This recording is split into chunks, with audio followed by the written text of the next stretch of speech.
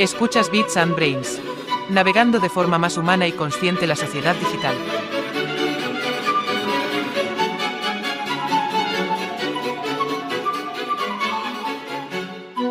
¿De verdad que es aún tuyo tu cerebro o ya lo tienes alquilado a Elon Musk? ¿Quién te manipula mejor? ¿Tu jefe o tu feed de TikTok? ¿Hasta dónde sigues al mando con plataformas que dictan reglas, usando tus emociones como armas en su guerra por la atención?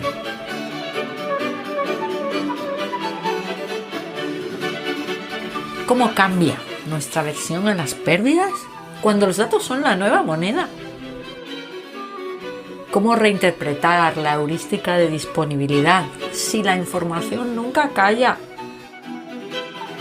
¿Cómo encajar un cerebro de racionalidad limitada con un mundo de opciones infinitas? ¿Qué libertad nos queda con algoritmos que ya saben lo que vas a hacer antes que tú?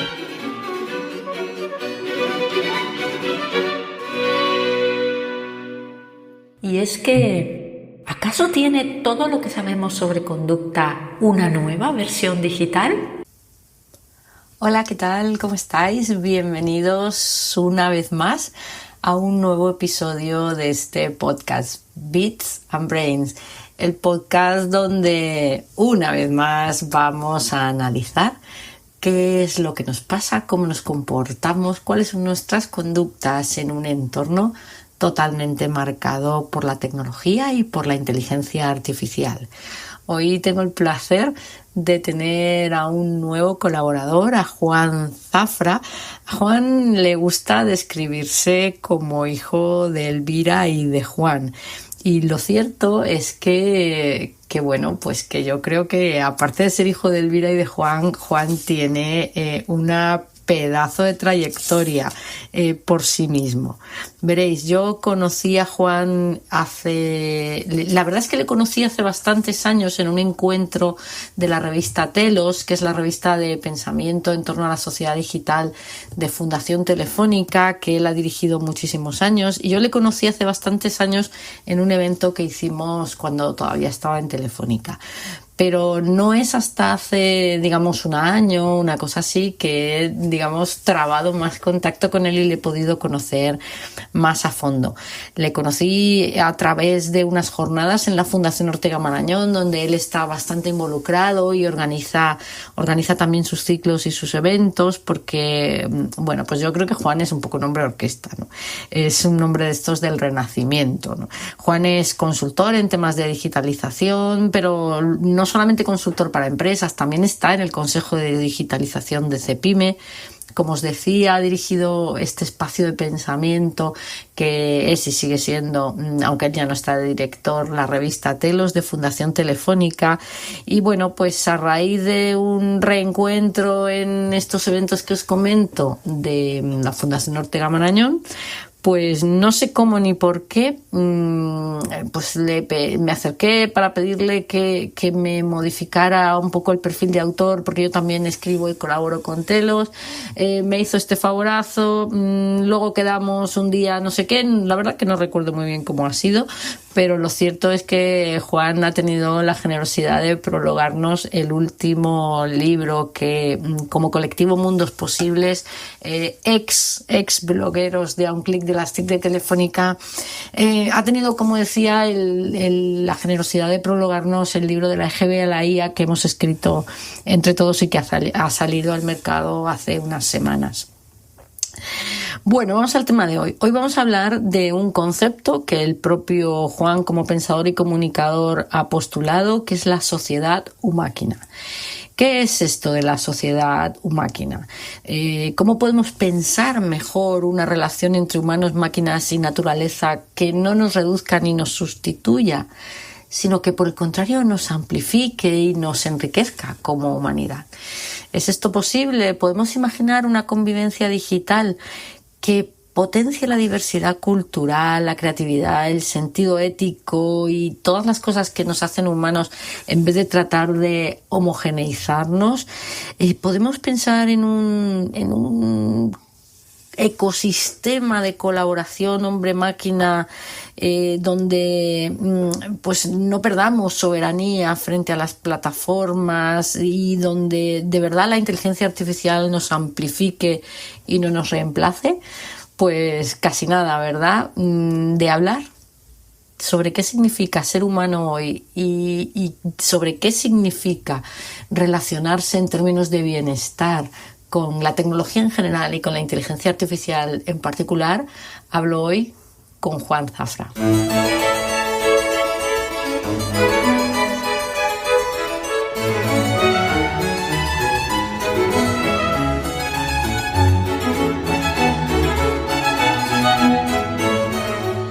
Hola Juan, ¿qué tal? Buenos días. Hola, saludos, ¿qué tal? Buenos días. ¿Cómo estás? Estamos los dos madrugando hoy. A ver si se nos ven o se nos oyen las legañas, ¿no? Bueno, esto de hacer una grabación a primera hora de la mañana tiene sus ventajas e inconvenientes. Nos pilla despiertos. Bueno, pues entonces vamos a empezar realmente fuerte. Oye, Juan, tú has postulado un concepto que a mí me da envidia este nombre tan chulo que le has puesto, porque me parece además que resume fenomenal. El propio nombre lo explica, ¿no? Pero quizás hoy lo que quiero es que profundicemos en él. Tú, cuando hablas de sociedad máquina, que es como la llamas, ¿tú qué estás describiendo? ¿Lo que ya somos o lo que deberíamos aspirar a ser?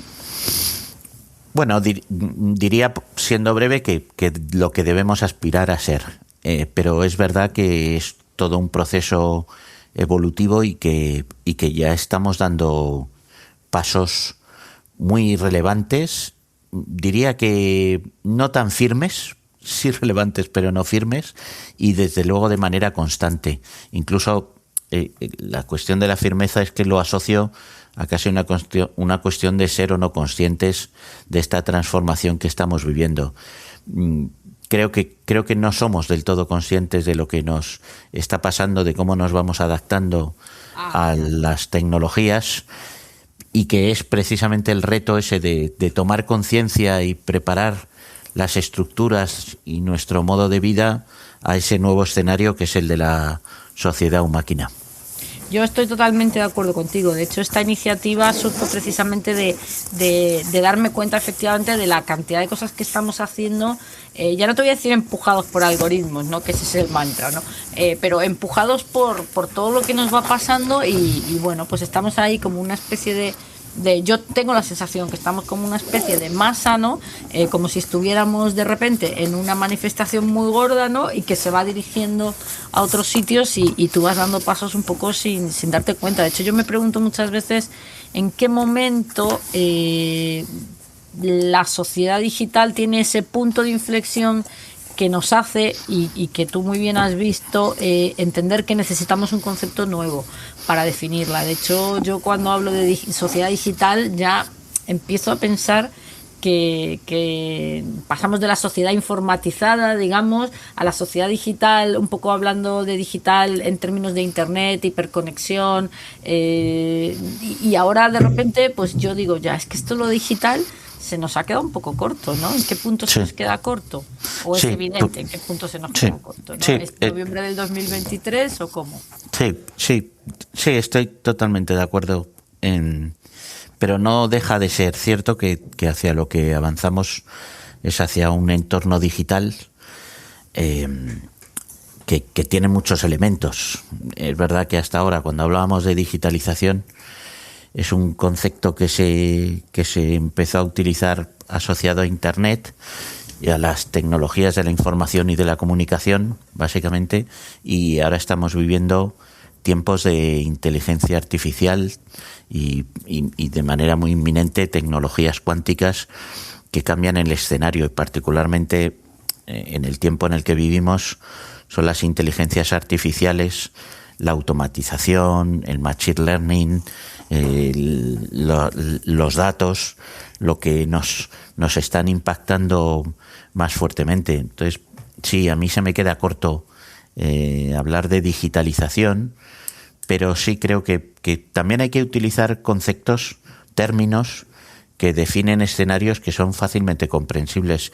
Y yo sí creo que que hablar de sociedad digital ayuda a entender que estamos pasando de unos espacios físicos de convivencia a unos nuevos espacios virtuales, pero que si decimos espacios digitales perturban menos a nuestra conciencia que el espacio virtual, que es lo que nos está ocurriendo. Estamos pasando de ser en el espacio físico para ser en el espacio virtual o digital, y no solo ser, sino estar. Y eso nos está creando muchísimas tensiones.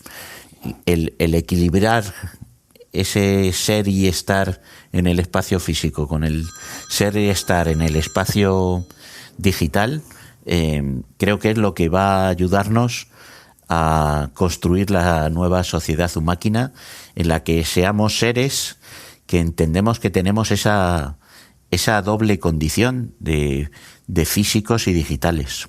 Y fíjate, pues yo aquí estoy contigo, me vas a permitir, pero estoy contigo de acuerdo a medias. Fíjate que yo este equilibrio físico-digital todavía lo sigo considerando, digamos, en la parte de lo que yo llamo sociedad digital, porque tú dices, hay que buscar el equilibrio entre tus acciones, tus pensamientos, tus relaciones, tu trabajo, todo, en el mundo físico y en el mundo digital, de acuerdo. Eso yo todavía lo considero como un paso 1, ¿no? Y para mí el paso 2 es que en este espacio, tanto físico como digital, ahora tenemos con que convivir con una nueva especie, porque yo la voy a llamar especie con todas las letras, ¿no? Y sé que esto puede generar polémica, pero realmente aquí a mí lo que me parece que es otra vuelta de tuerca es realmente la convivencia, que no la llegada, porque inteligencia artificial está metida en cosas digamos, de una manera más sutil, pero la llegada de esta inteligencia artificial con la que tú conversas directamente, ¿no? Con la que tú te relacionas directamente sin que haya ninguna capa de intermediación. La llegada de esta inteligencia artificial nos ayuda a... O sea, ¿qué tenemos que hacer con esta inteligencia artificial? ¿Tenemos que trabajar para una alianza, para una simbiosis, para un parasitismo, asumir el parasitismo? ¿Cuál es el modelo? Bueno, yo creo que a lo que tenemos que llegar es a una simbiosis, sin duda. Tampoco es esto de encontrar los términos adecuados. No sé si es una simbiosis. A mí me gusta más hablar de hibridación, de la construcción de un ser que entiende perfectamente lo que significan las inteligencias artificiales y las incorpora en su día a día de una manera natural. Tú decías esto... para mí esto es una evolución del ser humano. Sí, yo también. Yo estoy totalmente de acuerdo. Por eso te digo que yo a la inteligencia artificial y amigos, ¿no? Digamos, y sucedáneos, o sea, yo a mí no me genera tensión el decir, oye, es que hay una nueva especie en el planeta, ¿no? Por lo que sea que se entiende como especie, pero sí que es cierto que es algo nuevo con lo que tienes que convivir, que en tu percepción, y aquí ahora voy a lo de entiende la inteligencia artificial, en tu percepción se comporta o interactúas con ella como si fuera una nueva especie, ¿no? Tú has dicho, vamos hacia un punto en el que necesitamos entender la IA. Yo te decía que yo que vengo del mundo de la tecnología, cuando hablamos de entendimiento de la IA, pues muchísima gente se asusta, porque realmente la IA es un producto tecnológicamente muy complejo, y a pesar de que ya hemos explicado hasta la saciedad que, bueno, pues que es un algoritmo matemático que lo que busca es la opción más probable en una super mega base de datos, yo ya estoy empezando a pensar, y quería saber un poco qué opinas tú, que estamos confundiendo lo del entendimiento de la IA, que no tenemos que entender cómo funciona tecnológicamente, más allá de saber que es una creación matemática, ¿no?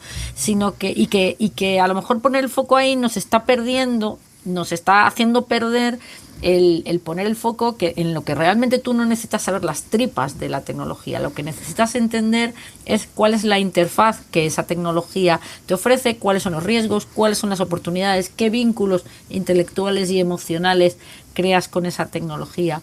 ¿Tú crees que cuando hablamos de es que la IA hay que entenderla, a lo mejor estamos enfocándonos, y en este caso los tecnólogos, en una dirección equivocada? ¿Cómo lo ves eso? Pues creo que sí. O sea, mi análisis es hasta cierto punto hasta un poco simplista. De la misma manera que interactuamos con los humanos, con las personas, y no nos preguntamos cómo le está funcionando su cerebro, cuando interactuamos con la máquina, con la inteligencia artificial, con la otra tecnología que además es una creación nuestra, podríamos decir que incluso como las personas, ¿no? Creo que estamos abriendo debates que responden básicamente a una incertidumbre explosiva que nos lleva a preguntarnos por nosotros mismos. ¿Quiénes somos? ¿Qué nos hace humanos? Y dejamos de entender que estas creaciones ya actúan de una manera que es muy equiparable a nosotros mismos, o sea, a las personas. Entonces, preguntarnos cómo funciona, cuáles son las tripas de la inteligencia artificial, me parece que es muchas veces un debate estéril, que lo entiendo desde una perspectiva de los técnicos, incluso de los filósofos, ¿no? Porque tiene un componente técnico igual que un componente filosófico, como lo tienen las personas, como lo tienen desde la perspectiva biológica y desde la perspectiva filosófica. Bueno, cuando me refería precisamente a la tensión, que sí me parece importante, me refería a que esa incertidumbre nos lleva a esos debates que muchas veces son paralizantes, perdón, y que lo que significan es casi una traba, una barrera a esa evolución que necesitamos abordar y que se aborda desde diferentes perspectivas. También desde la perspectiva del conocimiento, que empieza por la comprensión, ¿no? ¿Qué nos está pasando? ¿Qué nos está ocurriendo? ¿Qué son esas tecnologías que están apareciendo? ¿Y cómo nos ayudan? ¿Cómo nos empodera? Es que la inteligencia artificial nos empodera, nos amplifica. Bueno, yo soy muy tecnooptimista y yo soy siempre de ver las oportunidades, pero reconozco que del dicho al hecho va un trecho y que luego las personas de manera individual tendemos a direccionarnos hacia el optimismo o hacia el pesimismo, hacia la oportunidad o el riesgo, cada uno de nosotros, ¿no? Y tengo la sensación, y no sé si la tienes tú, y retomo algo que has dicho, lo de que el debate sobre qué nos hace humanos, yo tengo la sensación de que la gran mayoría de la sociedad, no de manera individual las personas, sino como bloque, estamos más focalizados ahora mismo en los riesgos que en las oportunidades, algo que a mí me pone un poquito es una mezcla entre tristeza e indignación, ¿no? Pero vuelvo un momentito al debate que has dicho, que esto nos ha hecho preguntarnos, algo que ahora mismo tú te metes en LinkedIn y está lleno de cosas de cuáles son las habilidades que el ser humano, que te hacen realmente humano y tal. Tú este debate, que también lo escuchas, ¿crees que se está haciendo en términos no sabría cómo llamarlo, ¿no? En términos de verdad, aunque yo sé que la verdad es un concepto que no existe, o en términos más de que nos queremos contentar con nosotros mismos? Te voy a poner un ejemplo. Es que la creatividad del ser humano es única, ¿no? Yo me considero una persona no nada creativa, pero muy leída y muy estimulada. Es decir, al final la creatividad no existe. Yo siempre digo que lo que existe es leer mucho y saber conectar y mezclar cosas, ¿no? Es decir, que podría decir que tengo un nivel de creatividad en mi trabajo estándar, en la media. Ni mucho ni poco, en la media. Y te aseguro que la ChatGPT es muchísimo más creativa que yo. Cuando le digo, esto es lo que quiero hacer, esto es lo que se me ha ocurrido, me parece poco, dame ideas, ¿no? Y si le aprieto un poco las tuercas y le digo que además las ideas las quiero no sé cómo, no sé qué, y soy capaz de tener una interacción potente, dirigida y muy específica con la máquina, pues es que me da 400 millones de vueltas. Y yo creo que es a mí y a casi todos nosotros, ¿no? Entonces, cuando decimos la creatividad es intrínsecamente humana, digo, yo no sé si nos estamos confundiendo en lo que es intrínsecamente humano, ¿no? ¿Tú cómo lo ves, Juan? Pues lo veo así. O sea, creo que nos atribuimos capacidades que se ven superadas por las máquinas. Es que las máquinas tienen una capacidad de proceso más rápido que la nuestra, tienen una capacidad de memoria mucho más grande que la nuestra, y si combinas ambas cosas, pues te resulta, esto también serían debates filosóficos, te resulta en que son más creativas que nosotros. Pero son más creativas, tienen más pensamiento crítico si le das sí, las pautas adecuadas. no me gusta hablar de mí, que yo soy usuario intensivo y de las inteligencias artificiales, y lo que creo es que necesitamos una perspectiva general para esa frase tan manida en determinados ámbitos de no dejar a nadie atrás. Creo que es uno de los retos principales para la construcción de la sociedad máquina, en el sentido de que uno de los grandes riesgos es la desigualdad, y la desigualdad de la comprensión y del conocimiento. Si no hacemos un esfuerzo para que la generalidad de las personas, o sea, todos y todas, comprendan lo que significa y lo que aporta la tecnología, y que aprendan a hibridarse con la tecnología, estaremos abriendo una brecha insalvable, de tal manera que ya no tendremos ciudadanos en diferentes capas sociales, sino que tendremos un tipo de humanos que son máquinas, con otros que se han quedado en Homo sapiens. Y eso es una desigualdad intrínseca que afecta al ser. Entonces ese es uno de los principales retos. Pero yendo a la cuestión de la creatividad, el único fenómeno que a mí me genera inquietud cuando utilizo la inteligencia artificial es que siento que es mucho mejor que yo. Y entonces me lleva a preguntarme, ¿y yo qué hago? ¿Qué hago yo escribiendo? Si le pido que construya un artículo conmigo y lo hace mejor que yo. Y me pregunto, ¿y yo ahora qué aporto a este artículo? Claro, si ya está mejor que yo. Tú fíjate, Juan, que en vez de... hablas de muchas cosas y no me quiero dejar ninguna atrás. Hablas de la importancia de no dejar a nadie atrás, ¿no? La barrera de entrada, la barrera de aprendizaje, la curva de aprendizaje del uso de ChatGPT, por lo menos del uso operativo, y digo ChatGPT por nombrarlas de una manera más maruja, si quieres, ¿no? Más de andar por casa, es prácticamente cero. O sea, yo creo que no he visto nunca una tecnología que no necesite que le diga, que nadie te diga absolutamente nada más que dónde te tienes que conectar para usarla, ¿no? Pero igual que pasa con otro tipo de tecnología, sabes que yo he trabajado mucho el tema del trabajo remoto y la empatía digital, digo, estamos confundiendo la operatividad con la optimización, es decir, con la capacidad de usarlo de una manera donde realmente te aporte. O sea, todo el mundo sabe conectarse a un Teams, no todo el mundo sabe comportarse con efectividad y afectividad en un Teams, ¿vale? Pues creo que aquí está pasando un poco lo mismo, ¿no? Y por eso yo me desgañito tanto en mirar las oportunidades, porque tengo la sensación, y tú que estás en espacios de pensamiento me lo dirás mejor, tengo la sensación de que lo que domina es el riesgo, el problema, el horror, el miedo. Y dices, claro, con esa actitud malamente vas a poder subirte al tren, querido o querida. ¿Y cómo se cambia esa actitud? Porque aparte de chillarlo por todos los espacios, ¿no? Y luego la otra gran cosa es, a mí me recuerda esto la compañía en la que tú y yo hemos trabajado, ¿no?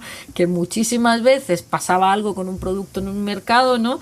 Y en las compañías grandes la autocrítica es difícil, ¿no? Decir, no, es que el mercado no está maduro. Decía, no, el mercado no está maduro, o igual hemos hecho una mierda de producto, o igual no hemos sabido leer el mercado, ¿no? Entonces, tengo yo la sensación, y esto es una sensación personal que quería compartir contigo, de que estamos en un ejercicio de ego y de resistencia numantina del valor humano y no queremos admitir pues que la creatividad no está en nuestro diseño. La creatividad es un fallo del diseño cerebral, que el cerebro está preparado para no liarla, y ser creativo es tratar de liarla. Nos estamos anclando como en modo numantino, ¿no? en unos valores, pues es que la creatividad nunca va a ser igual, es que el criterio, perdona, como tú dices, la capacidad del proceso de una IA bien entrenada te da 27.000 vueltas en términos de criterio, porque es capaz de leer y de cotejar cosas muchísimo más rápido y muchísimo mejor que tú, ¿no? ¿Tú cómo ves esto? ¿Nos estamos enrocando en unos valores y no queremos admitir? ¿Estamos preparados para admitir que a lo mejor no aportamos mucho? No, pero la cuestión es que tampoco creo que haya que asumir que no aportamos mucho. La cuestión es que tenemos que hacer un análisis en profundidad de qué es lo que aportamos. Estamos en un contexto de superabundancia, de superinteligencia, de superlongevidad, y el gran reto es conseguir el superbienestar. Y el superbienestar es el equilibrio, es la justicia social, es el que no haya exclusiones. Bueno, para conseguir eso tenemos que asumir primero que estamos en un contexto de superabundancia, que tenemos todo lo que queremos y más, que tenemos un contexto de superinteligencia en el que hay máquinas que son mejores que nosotros y que combinándonos, trabajando con ellas, podemos ser mejores. Y la superlongevidad tiene que ver con el progreso científico y tecnológico, precisamente, que nos permite ser más longevos. Bueno, tenemos que combinar todo eso para construir ese superbienestar, que no haya exclusiones y que no haya desigualdades que siguen creciendo. Pero eso significa grandes renuncias. Y hablar de renuncias, pues es difícil, porque significa trastocar las posiciones de poder. Significa que los que tienen las posiciones de poder de la época industrial, de los combustibles fósiles, o quienes están sustituyendo o mermando la tarta de esos poderes de la era industrial por un nuevo dominio sobre el entorno tecnológico, pues tienen que ser más generosos, tienen que ser más transparentes, más generosos, más colaborativos. Y hablar de esos valores, insisto, significa muchas renuncias, pero eso es lo que nos hace humanos. El establecer un orden social en el que no hay exclusiones, en el que somos humildes, en el que hay generosidad, en el que hay amor. Cuando hablaba de tensiones, insisto, es que para mí una tensión es un universo, un mundo, una humanidad en el que las máquinas te dan más amor que las personas. Bueno, es que no estoy diciendo, y en el contexto máquina, las máquinas pueden dar tanto amor como las personas. Pero la cuestión es que cuando las personas no dan amor, sino que generan conflicto, y es la máquina la que está sustituyendo el amor de las personas, hay una tensión que tenemos que resolver. Claro, y creo que en ese momento estamos. Que tenemos una especie de como de negación existencial a la relación emocional positiva con las máquinas, ¿no? Hemos hecho capítulos en este podcast, no solamente desde el punto de vista tecnológico de cómo la máquina entiende y transmite emoción, lo cual no quiere decir que la sienta, pero la entiende y la transmite. Hemos hecho también algún programa no desde el punto de vista tecnológico, sino desde el punto de vista de expertos en psicología sobre los vínculos que creamos con las máquinas. Y bueno, pues en uno de los programas nos planteamos si realmente era más triste tener un amigo máquina que un amigo persona. Y dices, bueno, otro de los grandes valores que nos atribuimos como exclusivamente humanos, que es la empatía. Tú y yo sabemos que el primer chatbot de la historia del año 64, la Eliza, era muy, muy, muy empática, y lo único que se limitaba era a decir ajá y a repetir en modo pregunta lo que tú habías dicho. Entonces, simular empatía es muy fácil. Y dices, oye, pues es que como tú dices, la máquina es capaz y podemos utilizar la palabra simular o podemos utilizar la palabra que te quieras, porque en el fondo, antes te he dicho así de pasada que la verdad no existe, ¿no? Yo creo que todos los que nos preocupamos un poquito por entender cómo funcionamos las personas, ya hemos entendido que nosotros adoptamos la realidad que asumimos según nuestro momento, nuestras creencias, nuestros esquemas, es decir, que la realidad real, pues cada uno tiene la suya, ¿no? Entonces, al final, ¿qué es lo que nos importa? ¿Lo que es o lo que percibimos? Realmente nos importa lo que percibimos, porque funcionamos en base a respuestas a los estímulos que, no a los estímulos que llegan, sino a los que nosotros interiorizamos. Entonces, si nosotros acabamos interiorizando a la inteligencia artificial como una cosa amable, como una cosa que te ayuda, como una cosa que te comprende, como una cosa que está ahí, digamos, para hacerte mejor en todos los aspectos, pues ¿dónde está el problema, no? Sí. ¿Por qué a pesar de todo nos sigue dando miedo? Porque yo realmente, y de verdad que esto yo ya es un tema que voy a empezar a dejar de hablar, igual que en algún momento hemos tenido que dejar de hablar de política porque la cosa se caldeaba, ¿no? Ya vamos a tener que dejar de hablar de inteligencia artificial con una copa en la mano, con los amigos en la barra del bar, porque el debate también se está caldeando, ¿no? Y yo, honestamente, yo no sé lo que te encuentras tú, pero yo así entre familiares, amigos, en la barra del bar, yo me encuentro más negatividad y más argumentos que dices, pero ¿y eso qué tiene que ver con lo otro, no? Menos conocimiento de cómo funcionan las cosas y que estamos opinando por el titular y por la emotividad. Y ese titular y esa emotividad, que es mayoritariamente en mi contexto, no en el contexto más profesional donde todos somos usuarios intensivos porque somos todos muy tequis, pues lo que me encuentro es rechazo y un rechazo que ya empieza a ser un rechazo sordo, ¿no? Sí, sí, es cierto. Yo, bueno, el otro día ahí que coincidíamos en el Ateneo de Madrid, yo y lo utilicé por primera vez, pero ya en los últimos días lo he vuelto a utilizar, esto de que yo estoy ya tan hibridado con la inteligencia artificial que necesito que me definan en qué rol estamos hablando, en qué contexto, y que los PRON sean más ajustados para dar una respuesta, hacer una reflexión más acotada, porque claro, lo que lleva a esta conversación de barra de bar, que no se da solo en el bar, con los amigos. En las redes, serán los medios, en las redes y en grandes foros, ¿no? Porque se abre muchísimo el debate. Entonces, claro, de lo que estamos hablando es que es de un debate amplísimo, porque estamos hablando del reto de la evolución del ser humano, pero claro, vamos a parcelar cada una de las realidades o de los aspectos de nuestra vida cotidiana que tenemos que abordar, ¿no? El mundo del trabajo, pero es que no es el mundo del trabajo en el sentido de si vamos a tener más o menos trabajo, que vamos a tener menos. ¿Cómo no? Lo que necesitamos es establecer un marco de relaciones laborales en el que las máquinas son mucho más eficientes que los humanos y que tenemos por delante el reto de la productividad.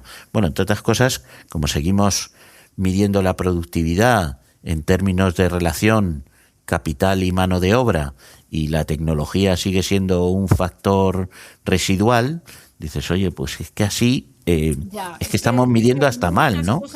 Hay muchos trajes que le saltan las costuras. Claro, claro. Hablando de la productividad en el trabajo, yo el otro día pensaba en la educación, ¿no? A mí se me ocurrió decir que quizás el sitio donde la inteligencia artificial podría aportar más era en términos de examen, y volver a esa maravillosa evaluación continua, objetiva, donde la inteligencia artificial va registrando todo lo que sucede en la relación del alumno con el conocimiento, tanto en el aula como fuera del aula, y es capaz de hacer una verdadera evolución continua. Y casi me linchan porque dije que el examen había que dejárselo a la IA, ¿no? Claro. Que no me parecía una locura. porque en cualquier caso todos los que hemos sido profesores sabemos que corregir un examen de matemáticas es muy fácil, corregir un trabajo de fin de máster o de fin de grado o cualquier cosa que no sea numérica no está exenta de subjetividad, ¿no? Es que no hay ningún... reconocer que como profes examinando somos malos y que la IA lo puede hacer. No hay ningún ámbito de nuestra vida que quede al margen de la evolución tecnológica. Lo que ocurre es que esta evolución tecnológica a la que estamos asistiendo supone cambios existenciales, para empezar. Totalmente. Y por tanto, un impacto sobre nuestras vidas tan enorme que a mí me llama la atención, por lo que tú decías, una cierta pasividad, una absoluta pasividad desde quienes tienen la capacidad de decidir sobre la ordenación social. Y luego también me sorprende, sí, que la reacción de muchas personas es de miedo, de rechazo frontal, que está justificado solo en el medio. Al final, este momento que estamos viviendo exige una revolución social, porque exige unos cambios radicales en muchas cosas. Estoy de acuerdo. Tú hablabas de los que, ¿cómo los has llamado elegantemente? Los que tienen capacidad de ordenación social, ¿no? Muy elegante, Juan, esto me ha gustado. Todos sabemos de quiénes estamos hablando, ¿no? Pero efectivamente yo no les veo porque en el fondo pues están a lo mejor más preocupados pues porque esto es un tema complicado, ¿no? Entonces dices, ¿por qué me voy a meter en jardines? Que se meta el CEO siguiente, ¿no? Me quedan 4 años, 5 años, 6 años, pues ya moveremos la tostada al siguiente, ¿no? Yo estoy de acuerdo que esto es una revolución social y tiene que venir de las personas, de unas personas además empoderadas con unos medios que nunca jamás tuvieron. Ya Internet nos empoderó, digamos, al individuo de a pie, en el sentido de que pues ya no te hace falta una editorial para escribir un libro, ya no te hace falta un museo o una galería para exponer tu obra. O sea, es decir, ya no te hace falta unas capacidades y unos recursos gordísimos para llevar una idea a otras personas, ya no te hace falta lo mismo para generar organización social. Y ese fue un paso, ¿no? Creo que ahora con otra herramienta más los de abajo podemos hacer muchas más cosas. Yo antes de quitarme, de pasar de lado sobre cómo eran los que tienen capacidad de ordenación social, tú eres director general, aquí te voy a poner en un brete si me lo permites, tú eres director general de Clave, que es el club abierto de editores, ¿no? Y la pregunta es, ¿qué papel juegan los medios en todo este lío? Bueno, pues importantísimo, porque venimos de la sociedad de la información y el conocimiento, y los medios de comunicación pues han tenido y siguen teniendo un papel determinante en concienciar a la ciudadanía e informar de lo que está pasando, de cómo está pasando, incluso de formar, ¿no? La información es el paso previo a la formación. En los medios de comunicación, además, han sido siempre usuarios intensivos en tecnología, porque si no estaríamos en la imprenta de tipo móviles de Gutenberg, y hemos ido incorporando tecnología continuamente a nuestro sector, desde la producción del contenido a la distribución o la manera de llegar a los ciudadanos. Por tanto, somos usuarios intensivos. Quizá tenemos nuestro déficit está en que solemos poner el acento en las malas noticias, en el dramatismo, más que en malas noticias, diría, en lo dramático, tiene una explicación más que en lo bueno. Tiene una explicación clara, Juan. El drama vende. El drama vende porque nuestro cerebro tiene aversión a la pérdida. Entonces, claro, esto está súper demostrado por todos los que estudian la conducta humana. Claro. Es decir, ganar X pues produce una sensación X. Perder X produce una sensación 4X de intensidad, claro, ¿no? Entonces, claro, el drama vende. Nuestro cerebro funciona así. Claro, sí, pero y dicho esto, yo creo que estamos haciendo Creo que estamos haciendo una labor de concienciación muy relevante. Muchas veces se critica que la IA ahora está en todo. Yo ayer leía los periódicos del domingo, que traen muchísimas páginas, los nacionales y los internacionales, y no lo medí, pero el porcentaje de contenidos que estaban dedicados a la inteligencia artificial era enorme, pero no puede ser de otra manera. Además leí muchos artículos, y es algo que venimos percibiendo todos, que es que cada vez hay una mayor demanda de actuación por parte de los que tienen que ordenar nuestras vidas. Vale, esa es buena. En los artículos lo que ves es demanda de regulación, por así llamarlo, sí, ¿no? Y sí. A mí... demanda de regulación y de actuación, o sea... ¿Qué más ves así al bulto en esos medios? Bueno, es que tú antes hablabas de la verdad. Es verdad que la verdad es una entelequia, ¿no? Pero sí hay un compromiso con la verdad. Hay una búsqueda de la verdad, ¿no? Hay un telos, que es esa búsqueda de la verdad. ¿Dónde está la verdad? Tú lo decías. Pues la verdad está... casi, no lo voy a decir con tus palabras, igual me lo digo como yo lo diría. La verdad está en los consensos. Y lo que veo en los medios de comunicación es que cada vez más se reclama un consenso sobre ese nuevo marco social que se tiene que construir con las máquinas, con esta nueva realidad que ha introducido el progreso tecnológico y científico. ¿Qué nos ocurre? Pues, que los decisores, ya sean del mundo empresarial o político, pues están jugando al corto plazo y están gestionando básicamente su propia agenda. Hombre, claro. ¿Y por qué lo digo? Pero lo están haciendo en la política y también en las empresas. Totalmente, he dicho política y empresas, sí. En general, yo siempre soy la que digo que cada pueblo tiene los gobernantes que se merecen. Sí, o sea, salen de la masa, pues no es de recibo que en el... Esto es una cosa que estamos haciendo hace años, ¿no? Que el mundo empresarial diga que la IA no genera, que no produce destrucción de empleo es absurdo. Claro que destruye empleos. ¿Que puede generar otros? Sí, seguro, pero el balance no será el mismo. No vamos a mantener el status quo y entonces hay que buscar nuevas formas de retribución, nuevas formas de bienestar social. Pero luego hay cuestiones que no sé si quieres que entremos en cuestiones del día a día, pero por ejemplo ya que hablábamos de los medios de comunicación y me das la oportunidad, hay una clarísima extracción de valor de los humanos hacia la máquina, sin tener... Bueno, pues eso tiene que ver con que quienes entrenan a la inteligencia artificial somos los humanos. Ah, claro.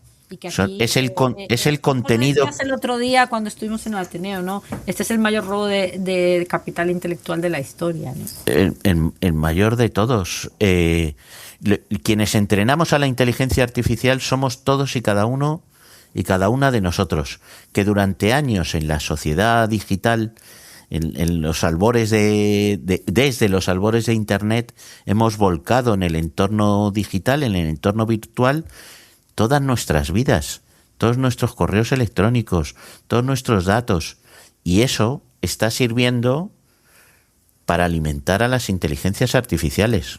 Pero fíjate, Juan, que de esa reunión que tuvimos en el Ateneo, ¿te recuerdas que yo fui con mi hija, que tiene 19 años? Sí. Y que está estudiando pedagogía? Y cuando hablábamos de esto, y una cosa que a ti y a mí nos puede parecer, digamos, seguramente que le vemos sus pros y sus contras, pero somos como reacios a esta idea. Es decir, a mí esta idea me da sarpullido, ¿no? Sin embargo, a mi hija, que tiene 40 años menos que yo, me decía, bueno, mamá, a mí tampoco me parece tan sangrante el tema de que sea yo quien la entrene, porque si quiero que me ayude, cuanto más sepa de mí, mejor. Quiero decir, estáis muy pesados con el rollo de los datos, ¿no? No quiero decir que tenga razón, quiero decir que cuando veníamos en el metro de camino a casa, me abrió una idea en la cabeza que digo, coño, aquí falta un debate intergeneracional, porque no sé si tú y yo, tú decías que hoy es tu cumpleaños, no te voy a preguntar cuántos cumples, pero yo estoy a punto de cumplir 60, ¿no? Entonces, lo que no sé si estamos un poco viejos emocionalmente o digamos, viejos en el sentido positivo de la palabra, o sea, demasiado improntados como para ver las cosas de otra manera. Hablábamos antes del pensamiento crítico como capacidad humana, y yo te digo que nuestro pensamiento crítico es muy limitado porque nos cuesta muchísimo salirnos de nuestro esquema de valores, ¿no? Y bueno, esto quería comentar porque a mí me abrió una grieta de pensamiento, ¿no? Bueno, Digo, no tienes toda la razón, Beatriz, pero a lo mejor tampoco la tengo yo, ¿no? Esto no es una gana, sino una oportunidad, ¿no? Sí, la razón absoluta no la tenemos ninguno. La cuestión es, en primer lugar, que no estamos hablando de una cuestión de derechos. Estamos hablando de una cuestión de aportación de valor y de reparto de la riqueza. Entonces, para llegar a ese marco de superbienestar en la que no hay desigualdades crecientes, ni de conocimiento, ni económicas, ni de otro tipo, como podrían ser medioambientales, necesitamos que en la cadena de valor se vayan produciendo equilibrios. Y entonces, desde mi perspectiva, lo que no tiene sentido es que haya una extracción de valor para que alimenta a las inteligencias artificiales y a aquellos poderes, aquellas empresas o instituciones que desarrollan la inteligencia artificial y la explotan. Entonces, quienes han servido la materia prima, que hemos sido las personas, para el desarrollo, el entrenamiento de esas inteligencias artificiales, estamos fuera de la cadena de valor desde el minuto 1 y no nos sumamos a la cadena de valor hasta el último eslabón, que es la explotación, donde lo único que hacemos es ser usuarios, en ocasiones gratuitos y muchas veces de pago. Y entonces dices, ¿y cómo no? ¿Y quién se beneficia de todo esto?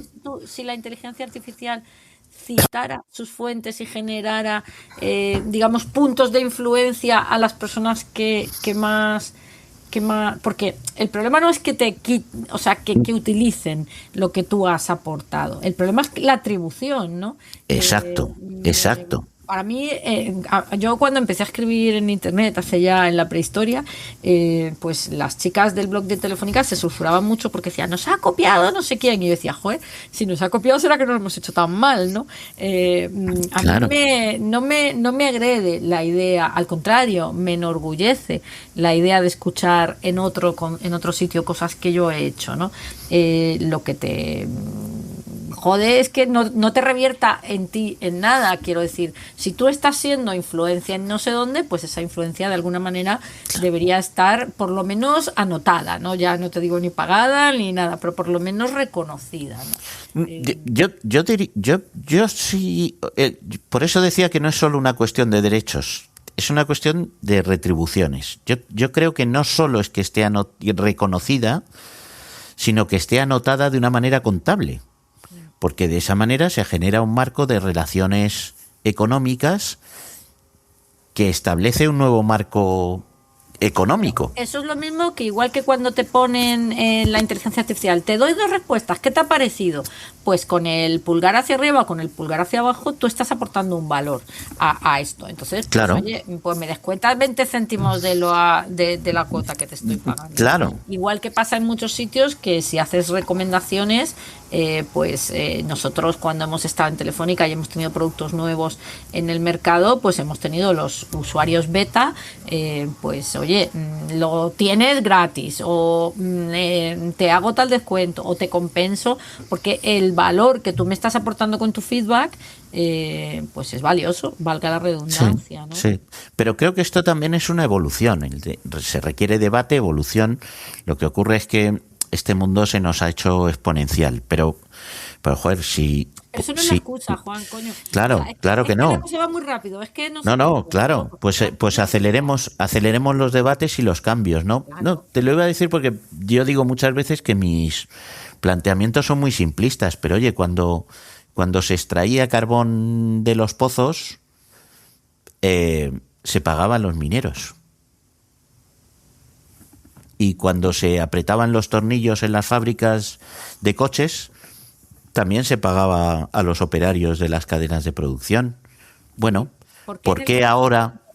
También es verdad, y bueno, ese es un debate que tú también has vivido con la digitalización de los periódicos, ¿no? De la prensa, de los medios de comunicación. Es que yo creo que tenemos un problema gordísimo con lo gratis. El otro día leía un libro de Dan Ariely, que es un escritor del mundo de la economía de la conducta, que hablaba de la irracionalidad humana y decía... es que hablaba del poder del cero, ¿no? De la magia del cero, de las chispas que genera el cero, y que también hemos tratado en algún programa, hicimos un programa precisamente sobre este libro de Irracionalmente Predecibles, ¿no? Es como una especie de... se habla mucho ahora de la dopamina, yo no sé a qué lo podría equiparar, pero lo cierto es que lo de la gratis nos lo pone hasta límites irracionales, ¿no? Incluso hasta límites nocivos para nosotros mismos, pero vamos, es un heurístico cerebral de tamaño importante. Y revertir eso es muy complicado.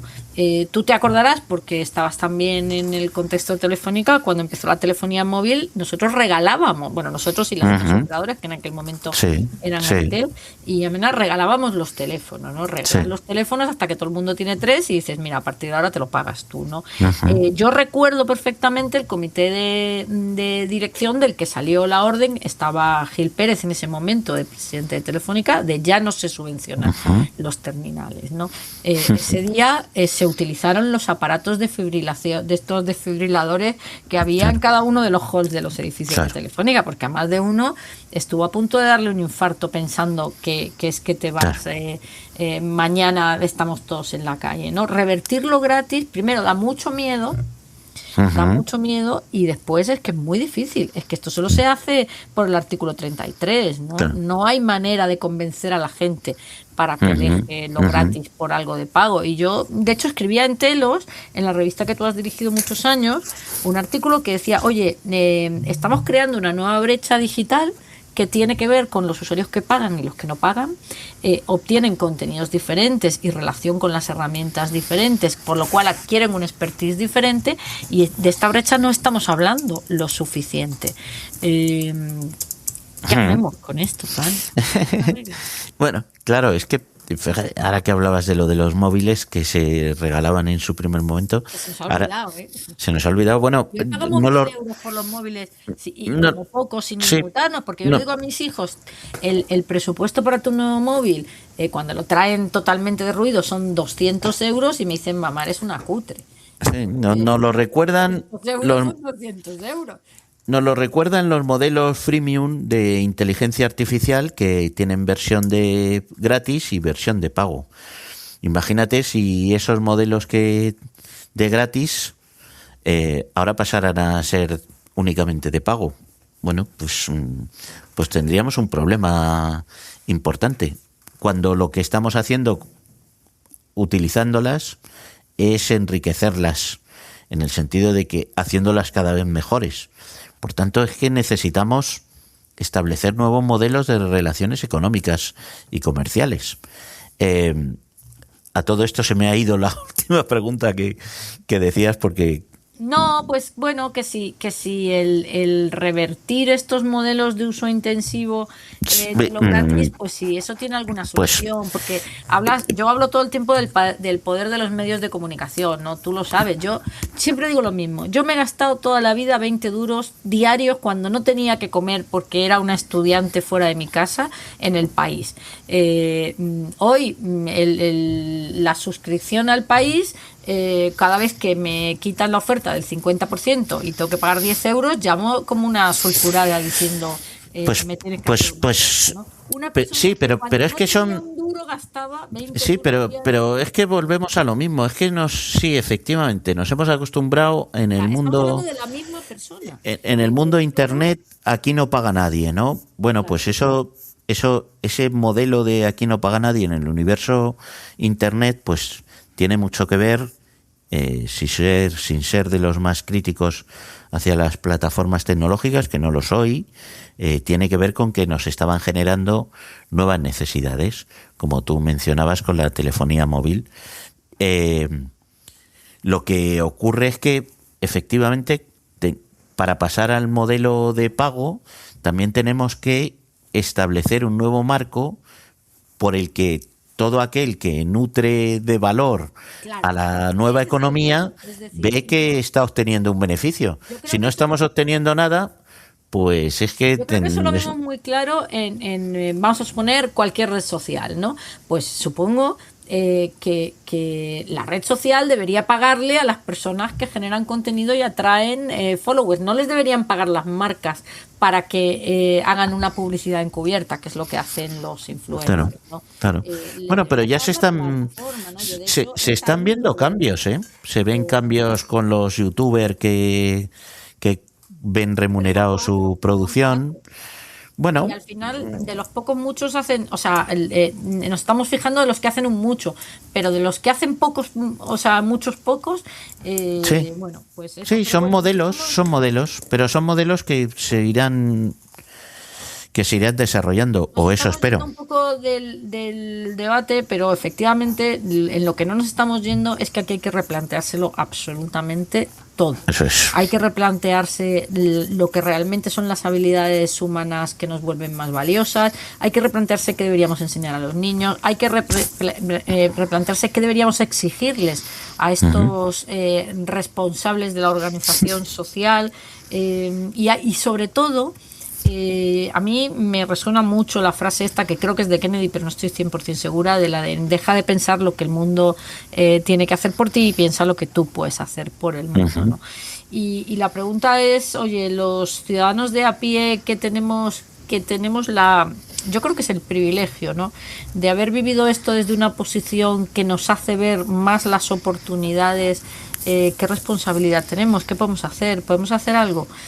Porque tú decías, leo los periódicos y lo que hablan es de demanda de regulación, de reclamar consenso, de extracción, de que lo hagan otros, de lo que habría que hacer es, ¿no? Yo odio lo impersonal, ¿no? Aquí lo que habría que hacer es que es una frase que me pone negra. ¿Y qué podemos hacer nosotros? ¿Podemos hacer algo? Pues nosotros lo que tenemos que hacer es formarnos, aprender. Eso es el principio. Creo estamos en un cambio muy importante. Utilizando palabras de titulares, estamos en un cambio civilizatorio, y para estar integrados en esa nueva civilización que tiene un nuevo marco social, que significa una nueva cultura, una nueva manera de pensar, una nueva manera de comportarse, para integrarse en esa nueva cultura solo cabe formarse, aprender, solo cabe aprender, y hoy las posibilidades para aprender son enormes y además van mucho más allá de las edades. Claro, tiene que ver con edades, no tiene que ir a un curso. Nada. O sea, simplemente con leer todo lo que te puede venir alrededor. Sí. No tiene nada que ver con la educación reglada, no, hay que aprender, simplemente hay que aprender. Hay que aprender las oportunidades que tenemos delante y cómo aprovecharlas. Y tú fíjate, Juan, que yo me pregunto muchas veces, si es tan fácil aprender, la gente ¿por qué no quiere aprender? ¿O por qué decide no aprender? ¿No? Pues por dos cosas, porque es mejor seguir como estamos, porque nos tiene garantizados un sistema de vida hasta que desaparezca. Eso suena así fuerte decirlo, pero eso es, sigamos como estamos hasta que dure. Y la otra es el miedo. Si aprendo y genero cambios, no sé esos cambios cómo me van a dejar. Tú fíjate, yo estoy muy de acuerdo contigo, porque aquí estiramos el chicle hasta que se rompe, somos como ranas, o sea, nos van subiendo la temperatura chuchuchu y nos cuecen vivos, y preferimos seguir allí diciendo, uy, esto se está calentando demasiado, a saltar y caer fuera del caldero, y que puedes caer en el fuego, en otro charco, pero no sabes, ¿no? Pero mira, fíjate que yo ahora estoy recordando que una vez escuché a un profesor experto en neuroaprendizaje, a Francisco Mora Teruel, que además le escuché en un evento de Fundación Telefónica, que decía: solo es posible aprender aquello que se ama. Y yo, que me preocupo mucho decir, oye, ¿cómo podemos cambiar nuestras creencias, ¿no? Durante mis estudios de tesis doctoral me he hecho un análisis de datos del CIS para intentar ver cuáles eran las variables que hacen que una persona, concretamente tenía que ver con la satisfacción de las relaciones online, y al final no encontré ninguna variable, ni el sexo, ni el municipio, ni la edad, ni qué se ha hecho antes, ni si tiene muchos amigos, ni pocos amigos. La única variable que encontré era que contestaras afirmativamente a una serie de frases que eran una serie de creencias, de posibilidades, ¿no? en la relación digital. Y Francisco Mora Teruel dice: solo es posible aprender aquello que se ama. Por eso soy de las convencidas, y no sé si tú compartes esto, que hasta que no generemos ilusión y no miedo, hasta que no pongamos foco en la oportunidad y no tanto en el riesgo, sin obviarlos, evidentemente, en este nuevo contexto, pues no vamos a conseguir que la gente se arremangue y diga: coño, pues yo me quiero meter, coño, pues yo me quiero enterar, coño, pues yo quiero ver quién me podría echar una mano para saltar a este mundo, ¿no? Y ahí sí que tengo la sensación de que esa generación de ilusión, si quieres, o sea, yo digo, nos tenemos que ilusionar con la inteligencia artificial. Me pegan. ¿A ti no te pegan? ¿Tú te atreves a decir eso en el titular de mañana te entrevistan en el periódico que más te guste y te atreves a decir esto? Porque yo sí. Sí, Juan, pero tú reconoces que lo que mola es somos unos invertebrados, la sociedad del cansancio, estamos alienados, las máquinas no van a dominar. Yo realmente, si me puedo posicionar, que es muy difícil, dentro, ya no te digo de 20 años, de 10 años, ¿tú qué me dirías? ¿Crees que nos sentiremos más libres o más cómodamente dependientes de un contexto que nos sigue arrastrando? ¿Tú por qué apostarías? A mí, yo sé por lo que me gustaría apostar, pero también sé por lo que apuesto. Pues yo apuesto porque estaremos más empoderados, seremos, y eso significa que seremos más libres. Sí, yo estoy en el activismo para que eso sea así. Como estoy en el activismo, pues no voy a darme por perdido. Yo también. Pero, y sí, lo digo, tú me has oído decir el Homo sapiens está obsoleto, pero es que es evidente que estamos obsoletos y nos estamos destruyendo a nosotros mismos permanentemente y a la naturaleza a la que pertenecemos. Lo que ocurre es que es muy fácil seguir como estamos y que pase el siguiente y lo arregle. Sí. Pero no somos conscientes de que que pase el siguiente son periodos cada vez más largos y que tenemos una responsabilidad, que es uno de los factores que nos hace humanos. Tenemos una responsabilidad de conservar lo mejor del legado recibido y transferir el mejor legado posible a las generaciones futuras. Y eso nos hace humanos.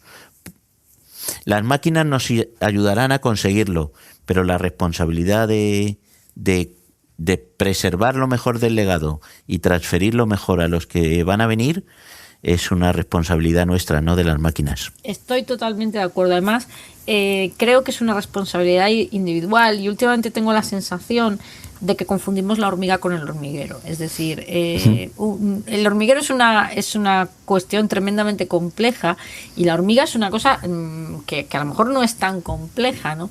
Pero que no puedes cambiar un hormiguero sin ir cambiando o ir metiendo alguna hormiga de diseño defectuoso. Oye, Juan, me quedo con esto de que la responsabilidad, que al final no es ni la creatividad, ni el espíritu crítico, ni la empatía siquiera, ni el criterio lo que nos hace humanos, sino esta responsabilidad, que además es una responsabilidad libremente elegida, de sentir que lo que te toca en esta vida, que es tu propósito vital, es conservar lo que te han pasado y pasarlo si puedes mejor.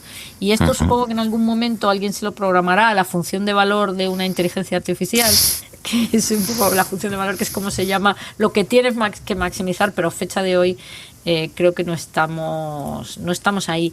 Y entonces voy a acabar con una última pregunta para ti, para que te mojes.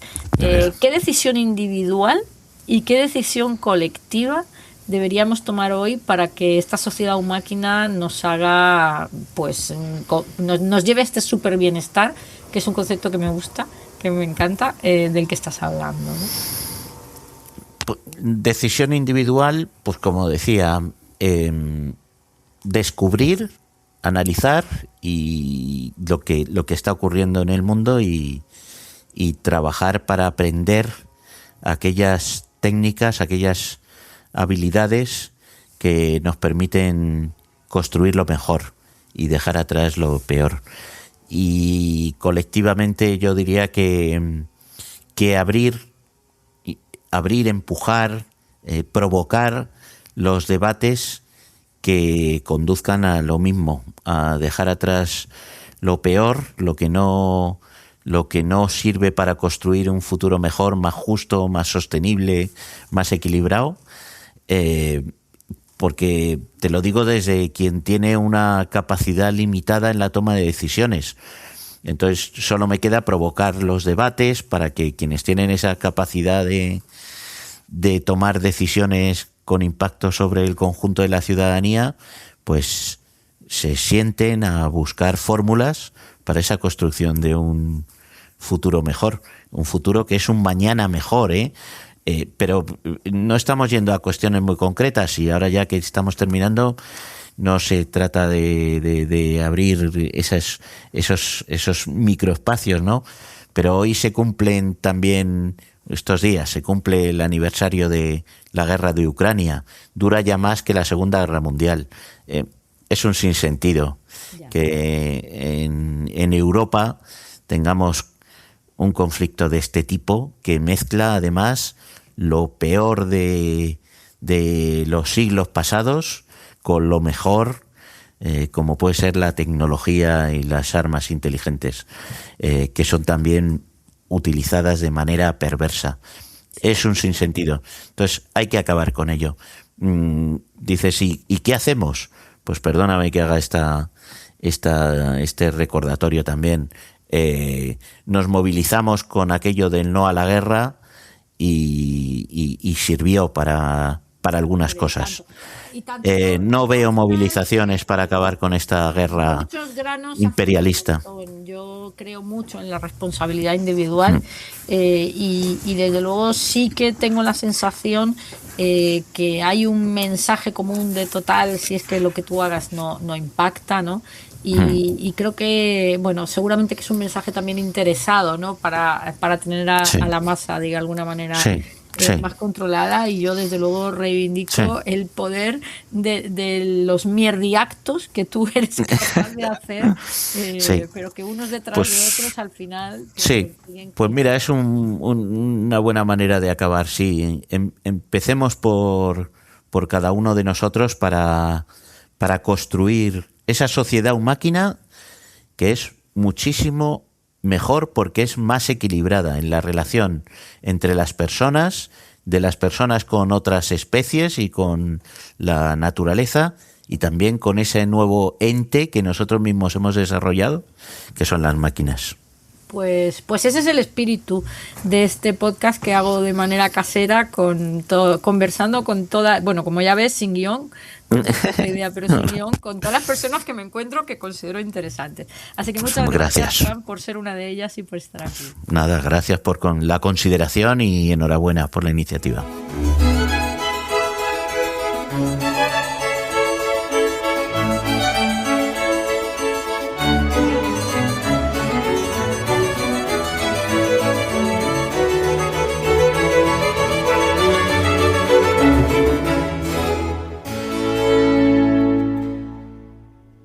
bueno, de esta conversación profunda, crítica y abierta sobre quiénes somos y quiénes queremos ser en la era de la inteligencia artificial, me quedo pues con muchísimas cosas, como siempre.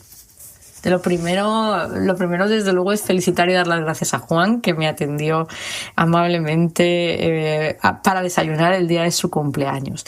Y dicho lo cual, el primer golpe en la frente que esta conversación me produce es esa necesidad que ahora pondría en mayúscula y en negritas de tomar conciencia, de entender que aquí nos están pasando muchas cosas y que desde luego no podemos ir en modo manada dejándonos empujar por el río de la corriente, ¿no? Que quizás el primer ejercicio que necesitamos todos y desde luego con ese ejercicio está lanzado, recoge totalmente el espíritu de este programa, es el de que tenemos que tomar conciencia de que aquí están sucediendo cambios y que esos cambios nos afectan porque, como he dicho 1.000.000 de veces, lo que hacemos cambia lo que somos.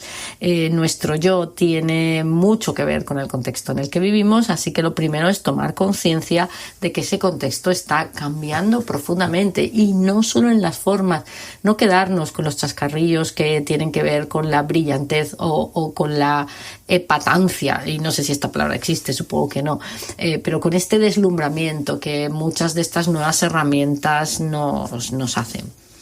Segundo concepto que me parece fundamental es que esta toma de conciencia tiene que ir ligada no solamente a entender, sino también a buscar. ¿A buscar qué? Pues a buscar el equilibrio entre lo físico y lo digital, el equilibrio entre lo humano y lo artificial, buscando una especie de, como Juan dice, de hibridación, ¿no? Y para eso, pues nos toca entender cómo nos relacionamos con la IA, muchísimo más allá de cómo está hecha, y desde luego nos toca seguir haciéndonos la pregunta, pero honestamente, y no para quedar bien de, oye, ¿qué es lo que nos hace humanos en un contexto donde hay chismes que hacen muchísimas cosas muchísimo mejor que nosotros? En este contexto me quedo con la idea de bajarnos un poco el ego Homo sapiens, ¿no? y de asumir pues que la inteligencia artificial pues crea mejor que nosotros, y que muchas veces también empatiza, desde luego comunica mejor que nosotros y que muchas veces también empatiza mejor que nosotros, ¿no? Aquí Juan decía, es que estamos desapareciendo como especie, ¿no? Igual que desaparecieron los neandertales. El Homo sapiens está superado. Pues yo me quedo con la idea de amistarme con esa idea sin rasgarme las vestiduras, ¿no? Porque en paralelo lo que realmente me deja en titulares esta conversación es el tema de combatir la desigualdad, de tratar de no dejar a nadie atrás. El reto como humanos que tenemos por delante es hacer en una sociedad que, como dice Juan, en esta sociedad hay superabundancia, superinteligencia y superlongevidad. A lo que debemos aspirar con esta toma de conciencia, con esta búsqueda de equilibrio, con este proceso de entendimiento, es al superbienestar. Y, como bien dice, este superbienestar pues nos va a tener que llevar a unas renuncias, ¿no? Así que aquí reivindicar esta idea de que, oye, que igual que tenemos que renunciar a una posición de, bueno, pues de centros del universo, ¿no? Y que para eso pues hay que ser humilde, hay que ser generoso y hay que llenarse de espíritu positivo, no solo de ganas, sino también de ilusión, de foco en las oportunidades, sin despreciar y sin perder de vista los riesgos. En estas renuncias, pues parece claro que estos, no sé cómo los llamaba Juan, estos responsables de ordenación social, y me da igual si estamos hablando de gobiernos, de medios de comunicación, de plataformas tecnológicas, de fuerzas económicas, me da un poco igual, bueno, pues que quizás no están muy por la labor, quizás están más preocupados de sus sillas y del corto plazo que de este súper bienestar, y que quizás, solo quizás, y ya sabéis que me quedaré con el quizás, pero yo casi le pondría un quizás plus porque, bueno, pues también mi forma de entender la vida y la profesión tiene un puntito de rebeldía y de revolución, bueno, pues que quizás la revolución tenga que venir desde abajo, ¿no?